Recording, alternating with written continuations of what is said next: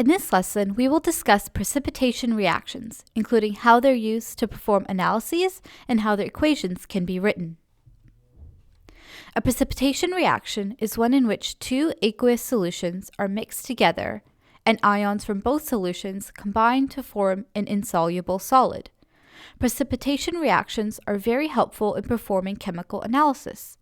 Chemists often use precipitation reactions to separate the components of a mixture. Precipitation reactions are also used to carry out gravimetric analysis. This is where the precipitate from a reaction is dried off and weighed, and the mass is used to determine the amount of substance in the reactants. Let's go through an example of a precipitation reaction. Here we have aqueous silver nitrate reacting with aqueous sodium chloride to produce a solid silver chloride precipitate and aqueous sodium nitrate. We can break this down to see what steps are taking place. Our first reactant, silver nitrate, is aqueous, meaning it's dissociated into its ions, a positive silver ion and a negative nitrate ion. Then we have sodium chloride. Once again, because it's aqueous, it dissociates into its ions, a positive sodium ion and a negative chlorine ion. The charges on the elements are determined from their place on the periodic table.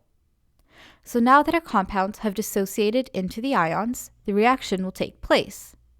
The cations of both compounds, that is, the positive ions, will be attracted to the anions, that is, the negative ions, of the other compound. Let's start with the positive silver ion. This will be attracted to the negative chlorine ion and produce silver chloride. Silver chloride is insoluble in water and thus will form a precipitate. We then have the negative nitrate ion and the positive sodium ion, which will produce sodium nitrate. Sodium nitrate is in fact soluble in water, as all nitrates are soluble, and thus it will stay dissociated as sodium and nitrate ions.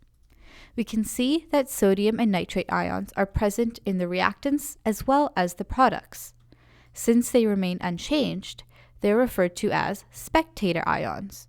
We can simplify our equation by removing these spectator ions and simply stating that silver ions and chlorine ions, both dissolved in water, produce silver chloride. This is known as the net ionic equation.